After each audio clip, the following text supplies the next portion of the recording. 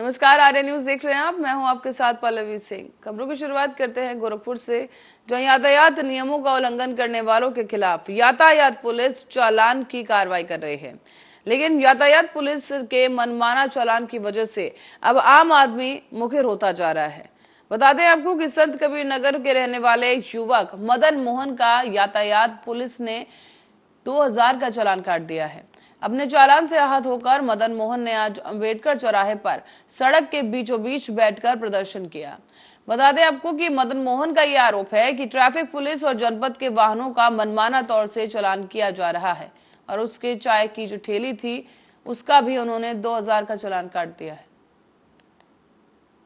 लगभग मेरा जबरदस्ती चालान काट दिया गया, ये बता के आप ट्रैफिक नियम का मतलब उल्लंघन कर रहे हैं, जबकि ऐसा कुछ नहीं था। हेलमेट पहना हुआ था, एकदम राइट साइड से गाड़ी लेके जा रहा था और वहाँ पे जैसे लेफ्ट और राइट से लोगों को जाने का रास्ता दिया जाता है, पूरा लेन भरा हुआ था। 2 ट्रैफिक पुलिस वाले वहाँ पे खड़े थे, तो मैं आया ऐसे लेफ्ट साइड जैसे मोड़ा और उसके बाद 2 उंगली निकाल दी, 2000 का चालान कर दिया।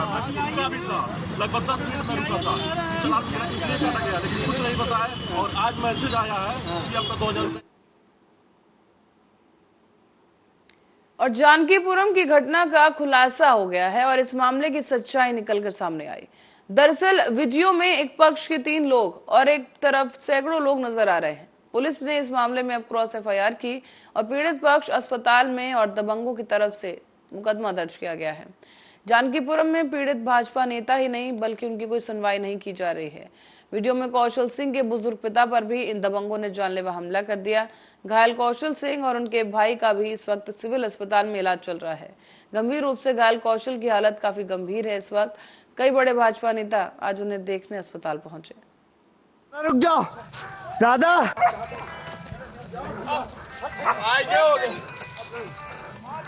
वीडियो बना लो दादा, रुक जाओ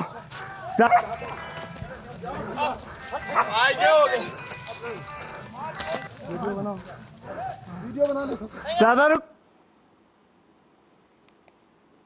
फतेहपुर से खबर है, जो मामला सामने आया कि बिंदगी कस्बे की मोहल्ला मुगल रोड पर दिन दहाड़े करीब अरुणा देवी शुक्ला की पत्नी रविंद्र शुक्ला, जो कि रहने वाले मोहल्ला जहानपुर कस्बा बिंदगी के साथ बदमाशों ने दिन दहाड़े टप्पेबाजी कर दी है। बता दें आपको कि सोने की चेन, कानों के झुमके और अंगूठी समेत लगभग 1 लाख की कीमत के सोने के जेवरात लेकर ये टप्पेबाज फरार हो गए हैं। लोगों की जानकारी के बाद पुलिस मौके पर पहुंची और इसके बाद कस्बा इंचार्ज सुमित नारायण तिवारी मौके पर पहुंचे। पुलिस आसपास लगे सीसीटीवी कैमरे में दोनों टप्पेबाजों को देखकर उनकी खोजबीन शुरू कर चुकी है। बीमार थे, अस्पताल में थे, उनका अटैक पड़ा था। हम जा रहे थे, कोई साधन मिल नहीं पाया, पैदल जा रहे थे। पीछे से 2 लोग आए, उन्होंने हमसे विद्या मंदिर का पता पूछा, विद्या मंदिर के स्कूल का है। तो हमने बताया कि पीछे मोड़ से खजूर चौराहे से अंदर जाइए, लंका रोड में पूछ लेना। फिर हम आगे थोड़ा बढ़े तो फिर आए तो बोले कि तुम्हारे किसी की तबियत खराब है 4 महीने से। हमने कहा हाँ। बोले बिस्तर से भी नहीं उठ पा रहे। हमने कहा हाँ। तो बोले कि कुछ बहुत बड़ा हादसा होने वाला है शाम तक, अगर आप कुछ सोने की चीज पहने हो तो इस कागज में रख लो और दूध से धुल के पिला दो जाकर। तो हमने कागज लिया, गले की चैन उतार ली और अंगूठी उतार ली, रख ली। तो बोले अभी तुम्हारे पास कुछ शेष है, उसको भी रखो। तो हमने फिर कान की बाली उतार के रख ली और पूछा कि नाक में कील पहने, तो बोले कि नहीं उसको रहने दो। फिर हम रखते हुए जब घर गए, वहाँ देखा तो वहाँ कुछ नहीं था, मिट्टी थी। और वो जब हम रख रहे थे तो बोल रहे थे कि 3 दिन किसी से कहना नहीं। कुल कितने की संपत्ति गई है? लगभग 80,000 90,000। उत्तर प्रदेश कांग्रेस के मीडिया संयोजक और प्रवक्ता अंशु अवस्थी ने उप मुख्यमंत्री पर निशाना साधते हुए उसे गैर जिम्मेदाराना बयान देते हुए बताया है। दरअसल आपको बता दें कि उप मुख्यमंत्री ब्रजेश पाठक के डेंगू और चिकनगुनिया पर बयान को लेकर उन्होंने अपनी प्रतिक्रिया दी है और उसे पूरी तरीके से राजनीतिक और गैर जिम्मेदाराना बताया गया। इस बीच अंशु अवस्थी ने और क्या कुछ कहा वो भी आप सुनिए। इस अवसर पर जब उनको डेंगू, चिकनगुनिया, मलेरिया जैसी भयावह बीमारियों से लड़ने को तैयारियों की जरूरत थी, पूरी तरीके से असफल होने के बाद उप मुख्यमंत्री जी अब विपक्ष पर तोहमत मढ़ रहे हैं। ये हास्यास्पद है और दुर्भाग्यपूर्ण है। सरकार ने आपको जिम्मेदारी दी, जनता ने आपकी इतनी बड़ी सरकार बनाई, जनादेश दिया, अब आप विपक्ष पर तोहमत गढ़ के लोगों की जान से खिलवाड़ कर रहे हैं। डेंगू चिकनगुनिया तो प्रतिवर्ष होता है, कौन नहीं जानता है। सरकार में इंतजाम करने की जब जरूरत थी उस समय तो आप झूठे प्रचार में व्यस्त थे, जिसमें बेड के इंतजाम करने थे, प्लेटलेट के इंतजाम करने थे। उस समय तो कोई ध्यान दिया नहीं। आज चिकित्सकों की कमी है, बेड नहीं मिल रहे हैं। बेड मिल रहा तो इलाज नहीं हो पा रहा, प्लेटलेट की जगह जूस चढ़ाया जा रहा है। उप मुख्यमंत्री जी, कम से कम मानवता के नाम पर तो आप अपने एक जिम्मेदाराना रवैया अपना अपनाते। ये दुर्भाग्यपूर्ण है, इसकी हम जितनी निंदा की जाए। और अयोध्या में भगवान राम की नगरी में 5 कोस की परिक्रमा का शुभारंभ देर रात 8:30 बजे हुआ और देवोत्थान एकादशी लगते ही साथ ही श्रद्धालुओं ने जय श्री राम के नारे के साथ पंचकोसी परिक्रमा, जो भगवान राम की जन्मस्थली से परिधि में होती है, उसका शुभारंभ किया। पंचकोसी परिक्रमा कल देर रात शाम को करीब 6:45 तक चलेगी और भगवान राम की नगरी में इस बार अक्षय नवमी के मौके पर 14 कोस की परिक्रमा में 40 लाख से ज्यादा श्रद्धालुओं ने ये परिक्रमा की है। और इसी को देखते हुए प्रशासन भी काफी अलर्ट रहा, क्योंकि पंचकोसी परिक्रमा के लिए विशेष तैयारियां की गई। और इस वक्त वहां पर कैसा कुछ माहौल रहा परिक्रमा के दौरान, वो भी आपको दिखाते हैं। राम के जयकारे के उद्घोष से झंकृत हो रही है अयोध्या। यहाँ के चाहे मंदिर हो, मठ हो, शिवालय हो या गलियां चौबारे हो, सब प्रभु श्री राम के जयकारे के उद्घोष के साथ झंकृत हो रहे हैं। 14 कोस की परिक्रमा पूर्ण हुई और आज से 5 कोस की परिक्रमा शुभारंभ हो रही है। यही वो लाइनिंग है जिसको टच करके 5 कोस की परिक्रमा आरंभ करने के लिए सारे श्रद्धालु यहाँ पहुंच रहे हैं। ये उदया चौराहा, यहाँ पर तमाम श्रद्धालुओं में उनसे बात करना चाहूंगा कि क्या उनकी श्रद्धा है, कितनी निष्ठा है, कितना प्रेम प्रभु श्री राम होती है। क्या शुभ नाम है आपका? कुलदीप सिंह। अच्छा, कहाँ से आ रहे हैं आप? रुदौली लोधौरा ग्राम है, रुदौली के पास। हाँ, यहाँ हम लगभग 10 साल से परिक्रमा कर रहे हैं, लेकिन जैसी व्यवस्था इस बार है ऐसी व्यवस्था कभी नहीं थी। इसके पहले योगी सरकार जब से आई है तब से इसकी व्यवस्थाएं दिन प्रतिदिन बहुत अच्छी बढ़ती चली जा रहा है। प्रशासन का इतना बड़ा सहयोग मिल रहा है कि जरा से कहीं से डिस्टरबेंस नहीं हो रहा है। और राम जन्मभूमि को लेकर के श्रद्धालुओं के मन में बहुत बड़ी उत्साह जागृत है। सबका यही है कि इस बार आप भीड़ को देख रहे होंगे, जितनी भीड़ इस बार थी है उस बार कभी भीड़ आपको नजर नहीं आई होगी। हाँ, साफ तौर पे कहना है कि आस्था अपने चरम पर है। सारे श्रद्धालु पूरी निष्ठा के साथ अयोध्या की सरजमी पर पहुंचे। एक भैया और है, क्या शुभ नाम होगा आपका? राघवेंद्र सिंह रन्नू। अच्छा, कहाँ से आए हैं आप? लोधौरा रुदौली अयोध्या। आप ये परिक्रमा पहली बार करें कि पहले भी कर चुके हैं? नहीं, 5वीं बार है इसी बार। अच्छा, कैसा लग रहा है पहले की अपेक्षा अब कैसा लग रहा है? बहुत अच्छा लग रहा है, आस्था का सैलाब बह रहा है। बहुत ज्यादा भीड़ भी है और व्यवस्था भी चुस्त दुरुस्त पाई जा रही है। प्रशासन भी काफी मात्रा में है। जब से योगी की सरकार आई है उन्हें लाख लाख धन्यवाद देना चाहता हूँ कि ऐसी व्यवस्था पहले और कभी नहीं थी। सभी लोगों का साफ तौर पर कहना है जो पहले व्यवस्था हुआ करती थी उससे व्यवस्था काफी हद तक परिवर्तित है, काफी चेंज है और अब व्यवस्था बहुत ही खूबसूरत हो गई है। आइए कुछ लोग और भी मुझसे जानना चाहूंगा, कहाँ से आए हैं आप? सर, मैं लोधौरा से। अच्छा, क्या नाम होगा आपका? आरती सिंह। अच्छा, आप परिक्रमा पहले भी कर चुके कि पहली बार आए? जी, पहले भी कर चुके हैं। अच्छा, पहले की और अब की अपेक्षा कैसा लग रहा है आपको? अब बहुत बेहतर, बहुत अच्छा है। अच्छा, अब क्या अच्छा लग रहा है आपको? अब यहाँ व्यवस्था बहुत अच्छी है, मतलब सुरक्षा व्यवस्था बहुत अच्छी है। कोई हम लोग को कोई परेशानी नहीं होती पैखाना करने में। अब हाँ, अब सर लाइट भी दरी दरी है, रोड भी अच्छा है। हाँ, कोई भी समस्या नहीं। अच्छा, पहले आप परिक्रमा करने आते तो एक दिल में होता था कि प्रभु श्री राम का मंदिर कब बनेगा, कब बनेगा। इस बार प्रभु श्री राम का मंदिर भी बन रहा, कितनी खुशी इस बात को लेकर? बहुत, वो हम कह नहीं सकते। हम लोग यहाँ आते सर ऐसा लगता है कि हम लोग यहाँ भगवान के धाम में आ गए हैं, उनके चरण में। सबके अंदर बहुत खुशी है इस परिक्रमा को लेकर और भव्य बन रहे प्रभु श्री राम मंदिर को लेकर। क्या नाम होगा आपका? रेणु सिंह। अच्छा, आप कहाँ से आ रहे हो? लोधौरा से। अच्छा, कैसा लग रहा है आपको, थोड़ा बताएं सबसे। बहुत अच्छा लग रहा है। अच्छा, पहली बार परिक्रमा कर रहे हैं आप? हाँ, पहली बार कर रहे हैं। अच्छा, पहली बार जब कोई इंसान आता है तो कुछ ज्यादा खुशी होती है। अगर आपसे इस चीज को हम जानना चाहें तो कैसा लग रहा है आपको? थोड़ा बहुत खुशी मिल रही है।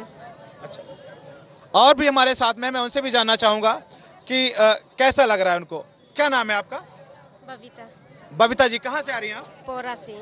अच्छा, कैसा लग रहा है आपको इस बार? बहुत अच्छा लग रहा है। अच्छा, दादी आप कहते हैं सिक्योरिटी बैठी हैं, क्या नाम है आपका बताइए? उर्मिला। कहाँ से आए हो आप? पोरा से। अच्छा, पहली बार परिक्रमा करो, पहले भी कर चुके हो आप? पहली बार परिक्रमा कई बार हम आए हैं। अच्छा, पहले जब आते थे तब ये होता था कि भगवान राम का मंदिर कब बनेगा। इस बार मंदिर भी बन रहा है, तो इसकी खुशी अलग है कि वैसे ही लग रहा है? नहीं, खुशी है। खुशी है। हाँ। और व्यवस्था कैसी इस बार? ठीक है, व्यवस्था ठीक है। जितने भी श्रद्धालु हैं सभी का एक सुर में एक ही चीज कहना है कि व्यवस्था पहले से बहुत ही चाक चौबंद है, बहुत ही सुंदर व्यवस्था, चाहे सुरक्षा की दृष्टि से देखा जाए या पेयजल की व्यवस्था देखी जाए या सड़कों पर जो गड्ढे थे उसको देखा जाए, सारी चीजें बिल्कुल चाक चौबंद है। कहीं से भी शासन ने कोई कोताही नहीं बरती है। कैमरा पर्सन रामचंद्र के साथ अनिल मिश्रा, आर्या न्यूज, अयोध्या। तो वहीं श्री राम चरण पादुका यात्रा भी लखनऊ से अब अयोध्या पहुंच चुकी है। भगवान श्री राम के महानिर्वाण स्थल गुप्तकाय घाट पर श्री राम चरण पादुका का पूजन हुआ है और लखनऊ के केंद्रीय पर्यावरण मंत्री अश्विनी कुमार चौबे यात्रा को लेकर पहुंचे हैं। बता दें आपको कि मुख्यमंत्री आवास पर सीएम योगी ने भगवान श्री राम चरण पादुकाओं की यात्रा को रवाना किया था और आजमगढ़ मऊ होते हुए बक्सर के सिद्धाश्रम पहुंचेगी चरण पादुका यात्रा। 5 नवंबर को बक्सर सिद्धाश्रम पहुंचेगी यात्रा और 6 नवंबर को होगा बक्सर में विशाल कार्यक्रम। ऐसे में बिहार के बक्सर सिद्धाश्रम में विश्वामित्र ने भगवान श्री राम को ये शिक्षा और दीक्षा दी थी, तो इस यात्रा का काफी ज्यादा महत्व लोगों के बीच माना जाता है और लोगों के बीच उत्साह भी देखते ही बन रहा है। कि इस पावन भूमि पर आज पंचकोसी परिक्रमा की अभी शुरुआत हुई है, मुझे भी इसमें रहने का अवसर मिला है। निश्चित रूप से जो अभी 14 कोसी परिक्रमा हुई, ये 2 साल के कोरोना काल के बाद ये परिक्रमा हुई थी। ऐतिहासिक भीड़ थी और लोगों में उत्साह, लबरेज लोग उत्साह थे, महिलाएं, बेटियां, बच्चे सब जय श्री राम ना, और इतनी तेजी के साथ चल रहे थे, इस उत्साह के साथ चल रहे थे। ये इस बात का प्रमाण है कि अयोध्या में अभी यशस्वी प्रधानमंत्री माननीय नरेंद्र मोदी जी ने ऐतिहासिक दीपोत्सव के माध्यम से अयोध्या को विश्व स्तरीय स्थान दिलाने का काम किया। कर्म भूमि जो होती है वही धर्म का बढ़ावा मिलता है कर्म भूमि से ही। तो कर्म भूमि यात्रा यदि निकाले हैं तो निश्चित है कि यह यात्रा बहुत ही महत्वपूर्ण होगी और साथ ही साथ ये यात्रा जहाँ से चलेगी और जहाँ समाप्ति होगी, इस बीच में जितने भी स्थान पड़ेंगे वहाँ के सभी लोग उसका स्वागत सम्मान करेंगे और उससे शिक्षा प्राप्त होगी कि किस प्रकार से हमारे योगीनाथ जी ने और किस प्रकार से मुख्यमंत्री जी और ये यात्रा निकाल करके और लोगों को जागृत कर रहे हैं और जागृत होना सबसे महत्वपूर्ण होता है। इसलिए जो यात्रा चल रही है, ज्ञात हुआ है कि भगवान श्री राम के चरण पादुका का अभिषेक करके और उसके माध्यम से उसके द्वारा चल रहा है, ये और महत्वपूर्ण है। बुलंदशहर से खबर है, जो Balaji super multi speciality hospital में जच्चा और बच्चा की ऑपरेशन के दौरान मौत हो गई है। आपको बता दें कि परिजनों का यह आरोप है कि डॉक्टर की लापरवाही से मां और बच्चे की मौत हुई है। हॉस्पिटल के बाहर परिजनों ने इस बात को लेकर जमकर हंगामा किया। परिजनों का यह आरोप है कि Balaji super multi speciality hospital में बिना डिग्री के डॉक्टर के द्वारा ऑपरेशन किया जा रहा था। अब बुलंदशहर के शिकारपुर कस्बा में स्थित Balaji super multi speciality hospital का यह मामला बताया जा रहा है, जहां पर परिजनों ने जमकर हंगामा काटा। हमरा ये कि कल इस समय भर्ती करेगी, इन्होंने कही हर बात की गारंटी है, हमारी पूरी जिम्मेदारी है हमारी। इन्होंने भर्ती कर ली, भर्ती करने के बाद में आज तक सुबह 9 बजे बच्चा पैदा हुआ, वो भी मार दिया इन्होंने। और अब जब यहाँ से 2:30 बजे 2:45 बजे यहाँ से लेकर गए बुलंदशहर के लिए, क्या जी मरीज की सीरियस हो रही है हालत, ऐसा है हम वेंटिलेटर पर रखेंगे। जब यहाँ से लेकर गए और वो सलेमपुर तक ही जाते जाते खत्म हो गई। क्या डिलीवरी के दौरान मौत हुई है? नहीं, डिलीवरी बिल्कुल सही हालत में हुई है। जब हम आए यहाँ देखिए सुबह बिल्कुल सही है, ऑपरेशन भी हुआ। उसके बाद क्या हुआ? उसके बाद खत्म हुई है शाम को। और फतेहपुर से खबर है, जहां पुलिस अधीक्षक राजेश कुमार सिंह के निर्देशन में अपर पुलिस अधीक्षक क्षेत्राधिकारी तरियावमय पुलिस बल के साथ मिलकर कोतवाली क्षेत्रांतर्गत चौकी बाकरगंज में और वर्मा तिराहे पर सघन चेकिंग अभियान चलाया गया है। और इस दौरान संदिग्ध व्यक्ति, संदिग्ध वाहन या 3 सवारी जो लोग बिना हेलमेट के यात्रा कर रहे हैं उन सभी की चेकिंग की गई और उनके चालान काटे गए हैं। इस क्रम में जनपद के समस्त स्थानों पर चेकिंग अभियान चलाया गया है।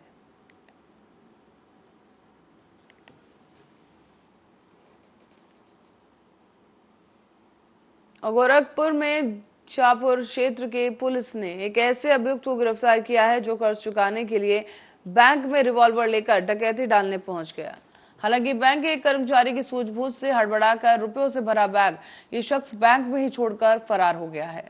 सीसीटीवी फुटेज के आधार पर पुलिस ने इसे 24 घंटे के अंदर ही गिरफ्तार करने में सफलता हासिल की। पुलिस ने इसके पास से एक रिवॉल्वर, 32 बोर और एक चाकू बरामद किया है। बता दें आपको कि अभियुक्त जलालुद्दीन खान पेशे से एमआर का कार्य करता है। 10 सालों से वो एक कंपनी में मैनेजर के पद पर काम कर रहा था। बैंक लूटने के प्रयास करने वाले व्यक्ति जलालुद्दीन खान पुत्र अहमद अली निवासी जंगल नका नंबर 1 यादव टोला थाना चिलवाताल को गिरफ्तार किया है। यह व्यक्ति कल 4:30 बजे के आसपास बंधन बैंक गया। वहाँ पे इसने एक रिवॉल्वर निकाल के एक थैला फेंका कैशियर की तरफ और उसको बोला कि इसमें सारा पैसे डाल दीजिए। इतने में वहाँ मौजूद एक बैंक बॉय ने, जो कि गेट के पीछे था, उसने बजर बजाया। उससे अलार्म एक्टिवेट हुआ और अलार्म एक्टिवेट होने पर वह व्यक्ति भाग गया। उल्लेखनीय है कि यह व्यक्ति एक बीएससी धारक है और ये एक बैंक फार्मास्यूटिकल कंपनी के अंदर एमआर का काम करता है। वहाँ पर उस पर करीबन 9 से 10 लाख रुपए का कर्ज हो गया था और उसके साथ साथ उसने 30 लाख रुपए का एक बैंक से लोन भी ले रखा था। इसकी सैलरी करीबन 40,000 रुपये है और वो उस स्थिति में लोन का पैसा लौटाने और बैंक और विभिन्न कंपनियों को पैसा न लौटा पाने की स्थिति में इसने इस तरह की घटना कारित की है और इस अभियुक्त को गिरफ्तार कर थाना शाहपुर द्वारा जेल। रुक करेंगे मुंबई की ओर, जहां से खबर है कि जीएसटी विभाग की ओर से भ्रष्टाचार मुक्त अभियान सप्ताह मनाया जा रहा है। यह अभियान आगामी 6 नवंबर तक चलेगा और इस अभियान के अंतर्गत नुक्कड़ नाटक के माध्यम से लोगों को भ्रष्टाचार के खिलाफ जागरूक किया जाएगा।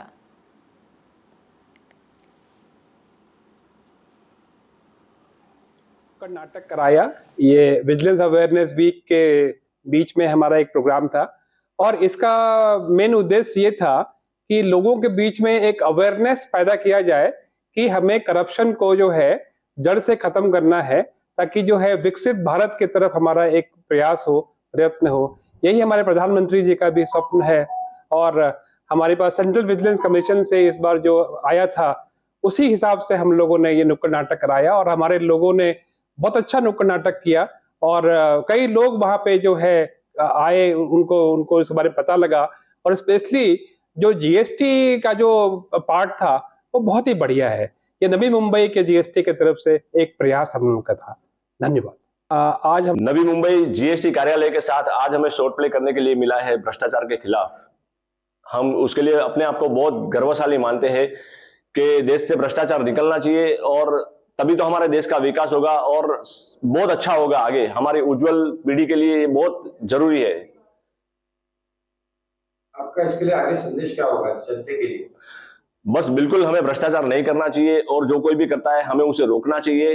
ये हमारे लिए बहुत जरूरी है, तभी तो देश का विकास होगा, तभी तो देश आगे बढ़ेगा। और नंदुरबार में ऑनलाइन फ्रॉड करने वालों पर पुलिस ने बड़ी कार्रवाई की है। दरअसल आपको बता दें कि साइबर सेल ने रुपए वापस दिलवाए हैं। एक व्यक्ति को इलेक्ट्रिक बिल भरने के लिए एक फ्रॉड ने कॉल किया। बातों बातों में उसने विकास की बैंक से 2,98,000 रुपए निकाल लिए। विकास को जैसे ही लगा कि उसके साथ फ्रॉड हुआ है, उसने तुरंत ही बैंक और पुलिस से शिकायत की। पुलिस ने साइबर सेल ने तुरंत ही हरकत में आकर उनके रुपए उन्हें 1 महीने के अंदर ही वापस दिलवा दिए हैं।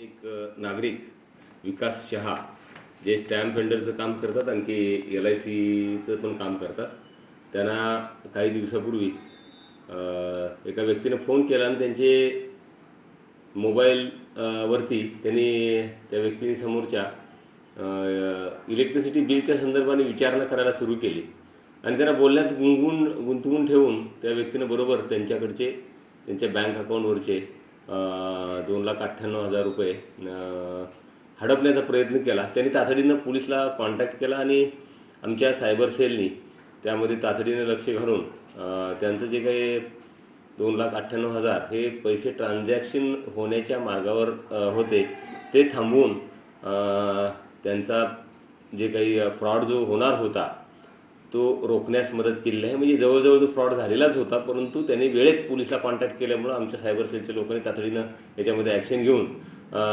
पैसे ट्रान्सफर होण्यापासून रोखले आणि अशा पद्धतीनं त्यांचे 2 लाख दिनांक 18/10/2022 रोजी दुपारी 2:45 ते 3:15 दरम्यान माझ्या मोबाईलवर अननोन कॉल आला होता. सदर कॉलच्या कॉलर आयडीवर इलेक्ट्रिसिटी ऑफिस असं लिहिलं असल्यामुळे मी कॉल रिसिव्ह केला. त्यांनी मला सांगितलं की तुमच्या लाईट बिल भरलेले नाही. मी म्हटलं की मी भरलेले आहे. ते म्हणतात की 11 रुपये कमी आहेत तर तुम्ही 11 रुपये टाकून द्या, मी अपडेट करून देतो. त्यांच्या सूचनेनुसार मी 11 रुपये ट्रान्सफर केले. त्या दरम्यान त्यांनी माझा मोबाईल हॅक केला आणि माझ्या मोबाईलमधली सगळी माहिती, युजर आय डी, पासवर्ड सगळं त्यांच्या मोबाईलमध्ये ट्रान्सफर करून घेतलं आणि माझ्याशी MSBची गोष्ट करत राहिले. त्या दरम्यान मग त्यांनी माझ्या खात्यातनं 2,98,000 रुपये त्यांच्या खात्यामध्ये ट्रान्सफर केली. ही गोष्ट जेव्हा मला निदर्शनास आली त्वरित मी State Bank of India Navapur शाखेचा संपर्क केला. तिथं जाऊन माझं अकाउंट चेक केलं तर माझे 2,98,000 कमी झाले होते. मी अगोदर अकाउंट बंद केलं व लगेच. और बुलेटिन में आगे बढ़ेंगे अगली खबर की ओर। औरंगाबाद से खबर है, जहां रूट पर दिवाली की छुट्टियों में चलाई गई बसों से राज्य परिवहन को 2.5 करोड़ रुपए की आमदनी हुई है। ज्यादातर राज्य परिवहन की बसें पुणे, अकोला, नागपुर से औरंगाबाद के लिए चलाई जा रही थी। बताया यह भी जा रहा है कि दिवाली के दौरान यात्रियों ने ST बसों का खूब इस्तेमाल किया और इसी कारण औरंगाबाद मध्यवर्ती बस स्थाना तक आगर को 2.5 करोड़ से अधिक की कमाई हुई है। नमस्कार, मी संतोष श्रीधरराव गाणे, आगार व्यवस्थापक औरंगाबाद, आगार क्रमांक 2. मागचा जो सीझन आपला आहे दिवाळी सीझन, तर गेल्या 2 वर्षामध्ये दिवाळीची वाहतूक जी होती ती मंदावली होती, परंतु यावर्षी अतिशय भरभरून प्रतिसाद आपल्याला प्रवाशांनी ST महामंडळाच्या सेवेचा लाभ घेऊन दिलेला आहे. औरंगाबाद आगार क्रमांक 2 मार्फत दिवाळी जादा वाहतुकीमध्ये गेल्या 10 दिवसामध्ये 5,11,000 किलोमीटर चालवण्यात आले. ये जी इस खबर के बाद बुलेटिन में फिलहाल के लिए इतना ही। देश दुनिया की तमाम खबरों के लिए देखते रहिए आर्या न्यूज।